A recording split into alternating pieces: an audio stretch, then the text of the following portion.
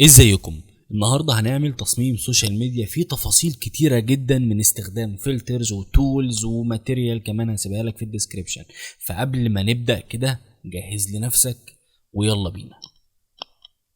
ازيكم عاملين ايه؟ يا رب دايما بخير. في الدرس ده انا هوريك تصميم حلو جدا وهيعجبك، لكن كمان عاوز اعرفك ازاي تعمل سيرش ناجح جدا وتجيب الاستوكات بتاعتك بطريقة سهلة جدا، وكمان توفر على نفسك وقت ومجهود. في البداية نخش على فري باك عادي جدا، ونخش على الاسيتس هنا ونخلي او نعلم على كلمة فري، وهكتب ست يعني شخص قاعد. هنزل كده لغايه لما الاقي مثلا الصوره اللي انا محتاجها، وليكن دي الصوره اللي هنشتغل بيها. طيب، في ميزه جديده في فري باك ممكن يكون ناس كتير مش عارفاها، ولكن برضو نعرفها لهم، ان انت ممكن وانت داخل على الصوره او الفيكتور اللي انت بتفتحه على الموقع، انك لو عاوز تقص الباك جراوند بتدوس بس على العلامه اللي هنا دي، بيبدا يقصها لك بالشكل ده، وتعمل داونلود تلاقيها نزلت. جميل جدا، جميل. احنا منزلين الصوره دي بالفعل.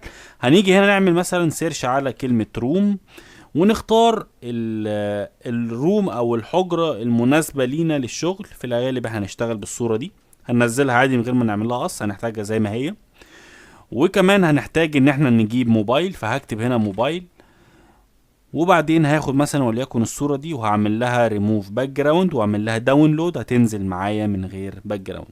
حلو جدا كده، انا عملت سيرش ناجح او جبت بيه الايتمز او الاستوكات اللي هشتغل بيها في التصميم بتاعي بيور، ما فيهاش اي مشاكل الا لو انا هحط عليها ريتاتش. بالفعل دي الاستوكات بتاعتنا. كمان عايز اعرفك ان انت ممكن من خلال التليفون بتاعك تاخد سكرين شوت لامازون او للابليكيشن اللي انت عاوز تاخده وتشتغل عليه، تحطه في التصميم بتاعك. يعني مش شرط ان انت تخش على جوجل واعمل سيرش على سكرين شوت لامازون او حاجه، لا، تقدر تعمل انت كده ببساطه جدا. خش على اي ابلكيشن، خد سكرين شوت، تبعته على الواتساب بالنسبه لك، وبعد كده نبدا نشتغل بيه. هنفتح الفوتوشوب بتاعنا على مقاس 1080 في 1080. اول حاجه هاخد الشخص ده كده وابدا اعمل له سيمتريه، وليكن هنحطه هنا. طبعا احنا هنبدا نظبط كل حاجه، ولكن لما نحط كل حاجه على البروجكت بتاعنا. جبنا الشخص، هنقف على اللاير بتاع الباك جراوند واسحب الباك جراوند دي. تمام. هبدا اسحب الشخص بقى لغايه لما اخليه متوازن او متماشي مع الاليمنت او الحاجات او العناصر اللي موجوده. يعني انا شايف ان هنا الكرسي هنا اول رجل ودي تاني رجل، يبقى اذا لازم تكون دي على نفس المستوى، ولازم اعمل حساب انها ما تكونش كبيره او صغيره. يبقى انا هجيب هنا كده مثلا واسحب كده بالشكل ده، وبعد كده نشيل الجليدز بتاعتنا دي، نعمل كريل جايدز. جميل، انا شايف انها كده ممتازه. ممكن بس لو نكبره سنه صغيره، عشان المفروض ان ده اقرب للكاميرا، الشخص نفسه دوت اقرب للكاميرا من حيث زاويه الرؤيه. تمام، تمام جدا. ممكن نعمل ايه بعد كده؟ انا عايز اعمل حاجه ظريفه، انا عايز اشيل المربع ده. طبعا احنا بنشيله بالطريقه العاديه، ان احنا ممكن نعمل سيلكت وبعد كده نبدا نغير مكانه. بس طبعا هنا في الصوره دي مفيش، يعني لو حبيت اعمل سيلكت هحتاج اعمل سيلكت الحته قد دي، هاخدها هنا وابدا بعد كده بالاداه دي ابدا اغير بالمنظر ده. طيب، في طريقه تانية ممكن نعمل بيها، في طريقه تانية، وهي انك انت هتيجي تعمل سيلكت على كل ده، وهتدوس شيفت F5 وبعد كده تدوس اوكي. هو هيعمل لك بالمنظر ده، هيعمل لك زي كانه خد من نفس الباك جراوند اللي انت شغال بيها وحطها في المكان اللي انت عامل عليه سيلكت. طبعا هو لسه في مشاكل، هنحتاج ان احنا نظبطه اكتر من كده. نعمل سيلكت مثلا بالمنظر ده، وبعد كده نيجي نفس الكلام هنا، وكأن شيئا لم يكن، مفيش اي تفاصيل باينه خالص، والحته اللي انا عايز اشيلها اتشالت بنجاح. تمام. عندي ايه تاني هبدا اعمله؟ هسحب الموبايل ده ونحطه هنا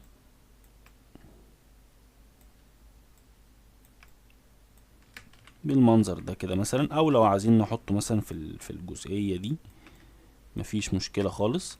تمام كده، شكله مناسب شويه. ايه بقى الطريقه او ايه هنعمل ايه في الحته دي عشان نقدر نحط الباك جراوند على الموبايل؟ ببساطه جدا، هجيب الاداه بتاعه السلكشن وادوس في الحته الفاضيه، يعني ده اللاير بتاع الموبايل، في الحته الفاضيه ادوس كده كليكه واحده هيعمل لي سلكشن زي ما احنا شايفين. هنيجي نعمل حاجه لطيفه جدا هنا، وان انا هعمل نيو لاير وهديله اللون الابيض. حلو، نعيد تاني الحته دي. انا عملت سيلكت خلاص على اللاير بتاعي، او عملت سيلكت على الحته اللي انا عايز اخدها، دوست كده. هاجي تحت هنا هلاقي في علامه نيو لاير، لو دوست عليها هيعمل لي لاير فاضي. هخلي في الجنب هنا اللون الابيض هو اللي فوق، وادوس الت وشيفت مع بعض. الت وشيفت يعني انا بقول له حط لي اللون اللي هنا على السلكشن اللي انا عامله. فاذا انا عملت كده الموبايل بتاعي اهو تمام، ما فيهوش اي مشاكل.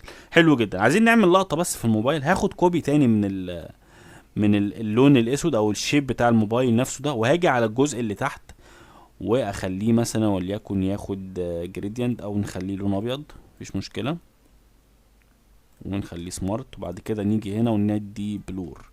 البلور اللي احنا بنديهوله ده بصوا كده، يعني ده قبل ده بعد.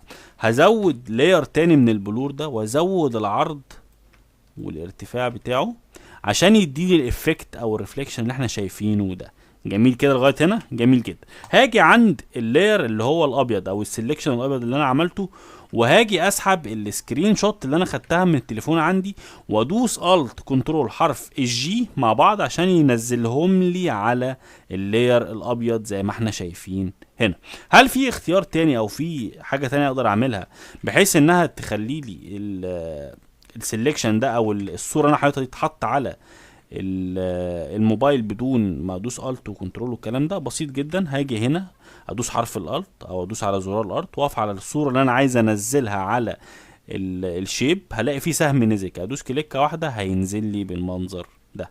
تمام. هبدا اظبط كده شويه الشيب بتاعي يكون متماشي شويه. جميل جدا.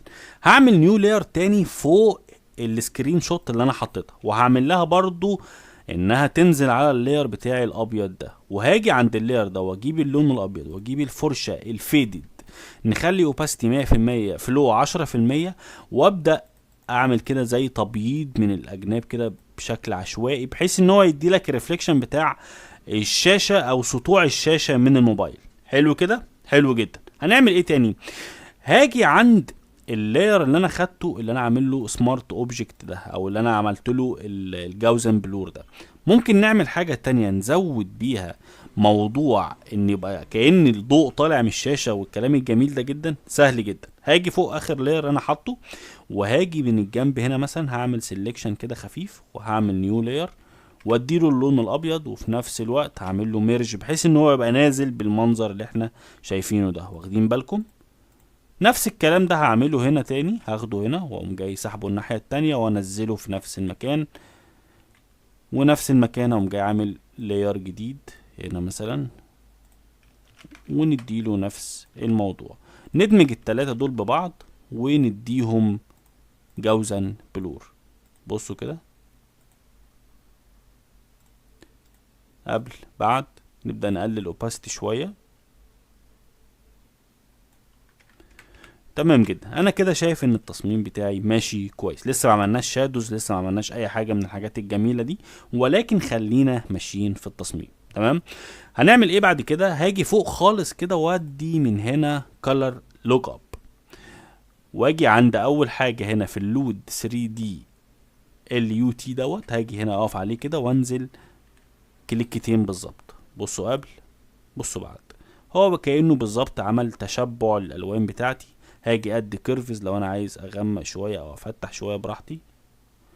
كل الكلام ده طالما انت حاطط الفلتر بتاعك فوق خالص، معنى كده انه هيتطبق على كل العناصر الموجوده في التصميم بتاعك.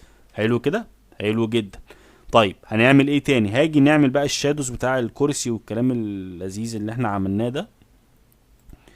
نيجي عند الشخص نفسه، تمام، وادي لاير كده احطه تحت منه، ونجيب اللون الاسود، الفرشه الفيدد بتاعتنا اللذيذه، ونصغر حجمها بالمنظر ده. وهاجي هنا تحت اكبر كده بس شويه الفرشه بتاعتي، واعمل او يعني اظبط الشادو زي ما انا بحب. طبعا انتوا عارفين ان دايما بحب اشتغل الشادو بايدي، ما بحبش اخد كوبي وبتاع واعكس لا، ما بحبش الكلام ده. طبعا انت ممكن تشتغل بالطريقه اللي تريحك، بس زي ما قلت لك كل واحد بيبقى حابب طريقه معينه حابب انه يشتغل بيها. انا بحس ان انا بديله كده قيمه زياده، او بدل التصميم حقه لما بجد بنتعب فيه او كده. فنيجي هنا كده مثلا نيجي عند الجزء اللي هو الملاصق للارض ده، وحته صغيره كده نبدا نسود الدنيا دي شويه. نيجي هنا برضو نعمل نفس الكلام اهو. خدتوا بالكم الحته الجزئيه دي هي دي اللي انا بتكلم عليها. لازم نخلي الجزء اللي لازق للارض اول جزء لازم يكون طبعا الغمقان بتاعه شديد جدا، لان هو على الارض يعني خلاص ده ملتصق في الارض، فلازم يبقى نفس اللون بتاعه يكون غامق جدا واسود جدا. طبعا كل ما بتكون بتطلع او بتبعد عن الارض اللون بيخف او الشادو بتاعك بيخف. جميل جدا. نكبر كده شوية وندي شادو هنا كده، وممكن كمان هنا ندي حتة صغيرة كده.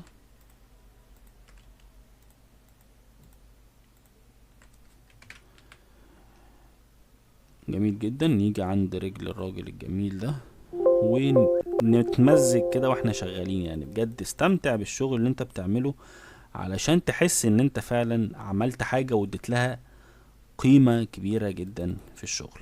كمان لما تيجي نفسك تلاقي في الفاينل بتاعك لما تكون عامل تصميم حلو ومراعي كل حاجة فيه، هتلاقي نفسك انت مبسوط من التصميم بتاعك لانك تعبت فيه جدا. نبدأ ندي الشادو بتاعنا الجميل ده من هنا كده،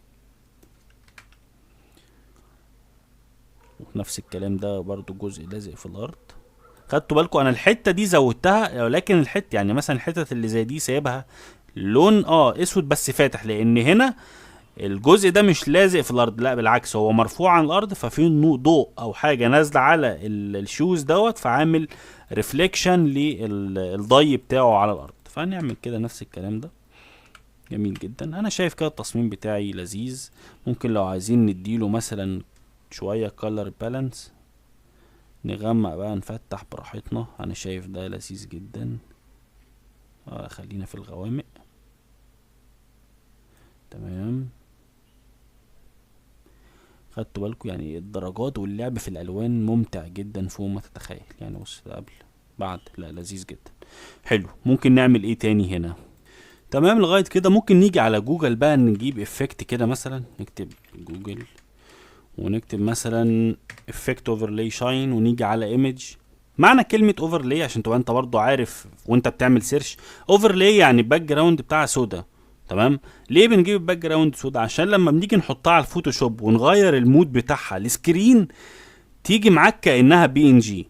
فهمنا كده الفكره؟ وهنشوف كده مع بعض برضو. يبقى انا هبحث هنا ابص مثلا على حاجه مثلا زي دي.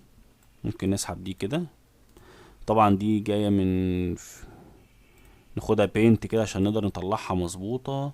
كل دي سكيلز انت ممكن تشتغل بيها هتكسبك جدا يعني. ناخد الافكت اللي موجود دوت ونحطه هنا مثلا. تمام. لما حطيته هنخليه فوق زي ما هو مفيش مشكله. هاجي عند المود هنا وهخليه سكرين. بص لما خليناه سكرين ايه اللي حصل؟ الافكت بتاعي اهو وكانه بي ان جي. ليه انا بعمل كده؟ عشان خاطر لما ابدا عايز اعمل افكت مثلا نور، عايز اعمل حاجه كده لذيذه جايه، ما كنش يعني متحدد ليا ان انا لازم اجيب الافكت بي ان جي واشتغل عليه لا مش هتظبط. فلما باجي اجيبه اوفرلاي اقدر اتحكم فيه براحتي، من انا بغير بس المود بتاعه من كونه مثلا اسود لابيض. تمام. بصوا كده ممكن نغير دي كده شويه، نخلي اللي فوق دي بس. عايزين بس ندي كده ايه لمعة كده للشغل بتاعنا. لو خدت بالكم اللي شغال فوتوشوب فاهم. بصوا هنا في فرق. بصوا الحتة دي الحتة الفيصل بين اللاير بتاعي واخره، يعني ده اخر اللاير. طب انا في الحتة دي هعمل ايه؟ انا ظبطت كده خلاص اللاير بتاعي، هقف عليه وادوس على ميك سمارت اوبجكت، او اعمل مثلا ليه ريفيرب او حاجه زي كده، اعمل له لاير ماسك لوحده. وبعد كده اجيب الفرشه الفيدد واختار عادي العاديه، ونختار مثلا نخليه 100%، واجيب اللون الاسود. تمام. وابدا من هنا امسح بقى الجزئيه دي وكأن شيئا لم يكن. الافكت بتاعي موجود والدنيا جميله. انا حاسس ان انا ممكن في الكالر بالانس شويه ممكن ايه نروح سنه كده. انا عايز الموضوع يبقى وورم بس في نفس الوقت مفيش بهتان يعني. بصوا كده يعني تبدأ تظبط انت على حسب الرؤية بتاعتك. دي الميزة اللي بتميز بين شخص والتاني. طيب انا حاسس ان انا عايز ادي للراجل اللي بيضحك دوت كده، اديله كيرفز. هعمل كيرفز وانزله عليه، وعايز اغمق كده سنة.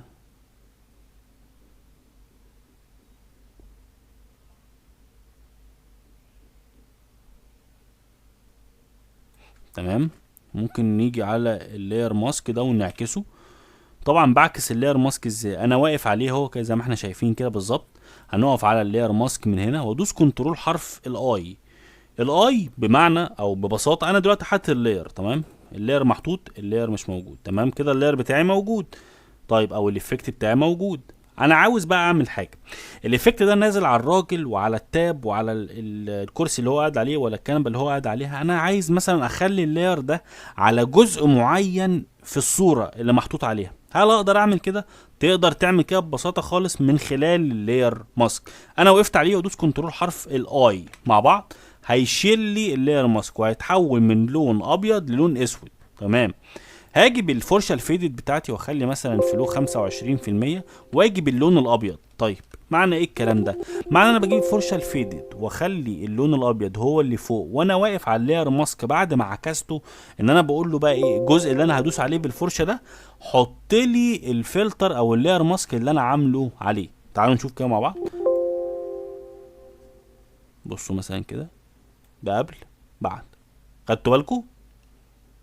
جميل جدا. انا هنا عايز اغمق بس مناطق معينه، اللي هي المناطق المتصله او اللي هي مثلا فيها ظل شويه. عايز الموضوع بتاعي يطلع واقعي اكتر يعني، فببدأ اشتغل بالنمطيه دي. بصوا كده، معقول جدا. ممكن كمان اعمل حاجه اسمها برايتنس فوقيها وارفع كده اللون بتاعي.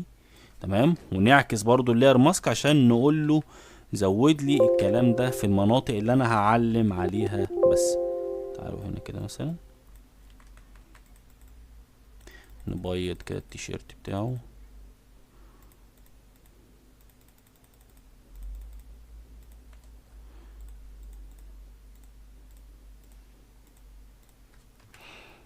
تمام. قبل بعد قبل بعد. تبدأ تظبط انت المناطق اللي جاي عليها الضوء، لان احنا عاملين افكت من فوق هنا، فلازم يبقى الكلام بتاعك ماشي مظبوط.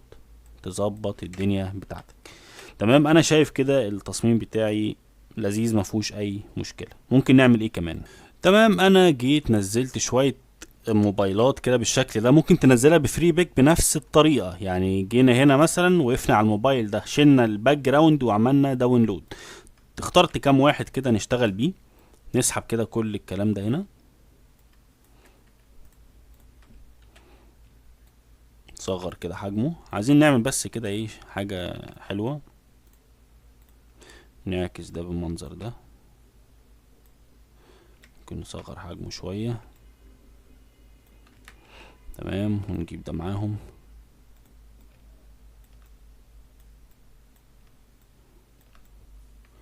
ونحطه تحتهم كده عشان يبقى بالظبط بالمنظر ده. ونحط دول في جروب وليكن هنسميه موبايلز. تمام. نجيب دول هنا كده، نكبر حجمهم شوية. هاجي عند كل واحد فيهم، يعني همسك لاير فيهم وهعمل له حاجة اسمها موشن بلور. بصوا موشن بلور ده اولا نخليه صفر من هنا وهنخلي ده صفر عشان تفهموا بس الفكرة بتاعتنا ماشية ازاي. موشن بلور لما بخلي الانجل بتاعه صفر يعني الزاوية مظبوطة، لما ببدأ ازود في الديستانس من هنا بيعمل لي زي بلور من الاجناب يمين وشمال. بصوا فهمنا الفكرة ماشية ازاي؟ ده مثلا مفيش، ده فيه. تبدأ تظبط انت على حسب ما انت شايف الدنيا بتاعتك ماشية ازاي. تمام. ممكن نخليه 10. نفس الكلام هنعمل هنا موشن بلور 10 هنا. هو نقف على اللاير ده ونقف فلتر وموشن بلور نديله 10. ونفس الكلام على التالت فلتر موشن بلور نديله 10. تمام. نمسك دول كلهم كده ونقلبهم بالمنظر ده. جميل جدا. هنحتاج نجيب شكل زي دوامة كده نكتب هنا ورا البول ونبص كده والله حاجات ممتازة بصراحة. ممكن مثلا ناخد دي، يعني حتى لو نزلناها زي ما هي تعتبر اوفرلي يعني. ممكن ناخد في اشكال كمان جامدة جدا والله، فري وحاجات كويسة جدا. ممكن ناخد دي، لذيذ جدا. ممكن نيجي نبص بقى على الحاجات اللي نزلناها دي. تمام، فوق كده الضغط بتاعهم. ممكن يعني ممكن ناخد دي كده زي ما هي كده نازلة سمارت اوبجكت. نكبر كده شوية وندي سكرين.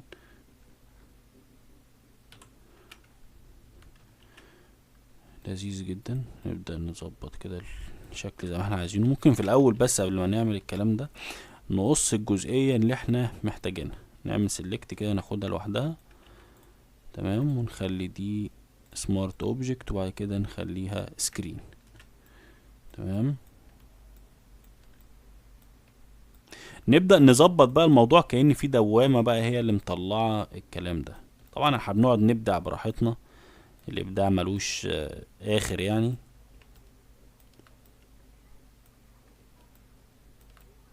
تبدأ تظبط الشكل زي ما انت شايفه كويس. يعني ناخد كوبي تاني منه.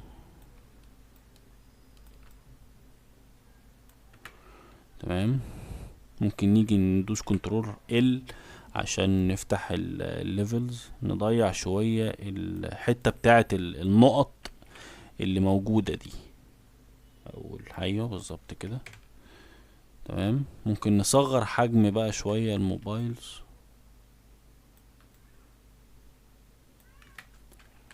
ناخد ده كله كده على بعضه، نديله ستريتش.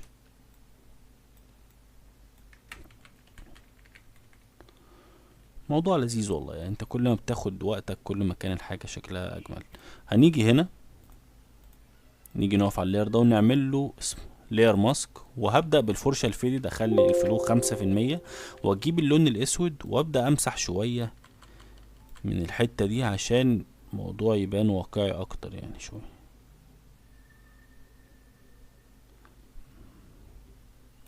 نفس الكلام هنا، نعمل لاير ماسك ونمسح الجزئية دي. ممكن بقى ندوس لاير فوق خالص كده هنا، ونجيب الفرشة بتاعتنا اللذيذة، نخلي 100% بس نجيب اللون الابيض، ونعمل نقطة او شكل زي ما احنا شايفينه كده، عشان ده يدينا الافكت بتاع الستورم نفسه، او بتاع التويستر او الدوامة او الاعصار. شوفوا بتسموها ايه براحتكم. طيب كويسة جدا.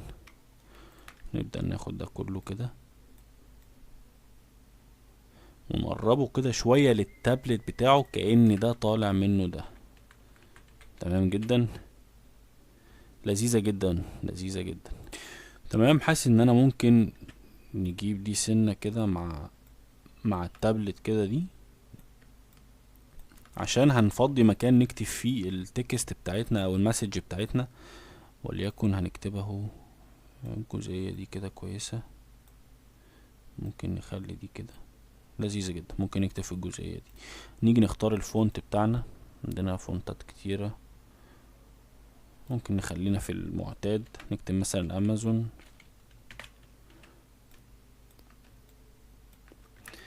ممكن بقى نعمل حاجة كرياتيف، ان احنا ممكن ناخد اللون بتاعنا من الالوان، او لو هنشتغل بقى مظبوط يبقى المفروض ناخد اللون بتاعنا من اللوجو. يبقى نيجي هنا نكتب مثلا امازون لوجو،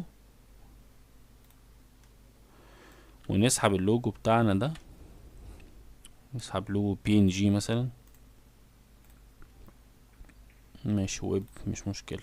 ناخده نوديه كده في المكان بتاعنا، وبعد كده ندوس هنا بينت. بعد كده ندوس PNG، نقول له يا عم الحاج طلعه لنا PNG. بعد كده ناخده هنا عشان نقصه من الزيادات بتاعته، selection كنترول I. خلاص بقى معانا مقصوص. تمام. نبدأ نحطه بقى فين، نختار له مكان حلو كده. نيجي هنا بس نقص الابيض ده.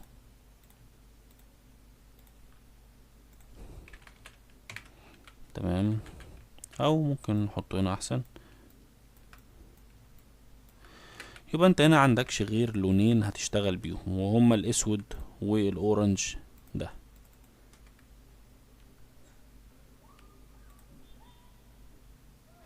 الاسود وادي الاورنج. بصوا انتوا واحده واحده وانت شغال في التصميم بتاعك، طبعا ما بتكونش مرتب كل حاجه، يعني قليل جدا اللي تلاقيه بيحط لك سيمتريه لكل حاجه وبيشتغل عليها، لان طبعا الابداع بتاعك بيجي واحده واحده.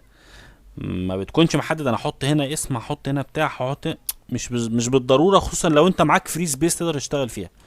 هو اختيارك. خلي دي كده هنا في النص، نصغر حجمها شويه. ممكن نخلي بقى كلمة هو اختيارك دي نديها اللون ده. تمام،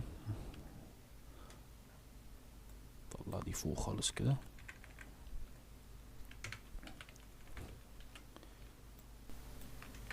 تمام، ممكن نيجي كمان ناخد الجزئية بتاعة الموبايلز دي نكبرها كده طالما معانا بقى سبيسز براحتنا.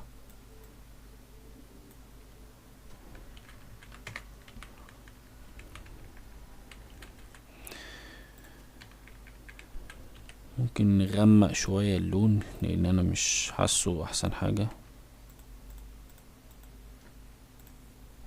كده ظبط شوية. تمام، اوفرول تحس ان الموضوع بقى افضل كتير من البداية. ممكن نكبر دي كده عشان نديله الافكت بقى، ياخد هو كمان الافكت بتاع الدوامة ده.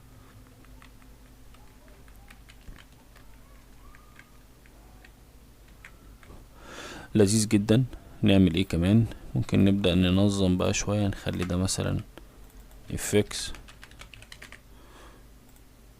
خلي دول تبع الموبايل، خلي ده تبع الراجل، نخلي دول تبع الموبايل في الظهر،